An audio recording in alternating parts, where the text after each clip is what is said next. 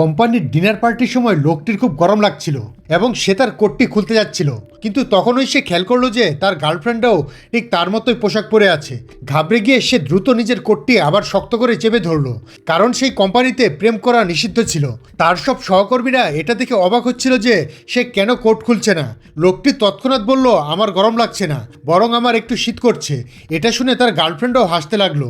লাঞ্চের সময় তার গার্লফ্রেন্ড মরিচ খেতে চাইছিল না, তাই সে তার প্লেটের সব মরিচ ওই লোকটির প্লেটে দিয়ে দিল। সহকর্মীরা এটা দেখে ফেললো এবং তাদের মনে সন্দেহ জাগতে শুরু করলো। তখনই তার গার্লফ্রেন্ড দ্রুত সেই মরিচগুলো বাকি সবার মাঝেও ভাগ করে দিল। লোকটি তখন স্বাভাবিক থাকার চেষ্টা করে মরিচ খেতে থাকলো, কিন্তু ঝালের কারণে তার মুখ লাল হয়ে গেল। তার গার্লফ্রেন্ড তাকে জল দিতে চেয়েছিল, কিন্তু সন্দেহ এড়াতে লোকটি তড়িঘড়ি করে অন্য এক সহকর্মীর কাছ থেকে জল নিয়ে খেয়ে নিল।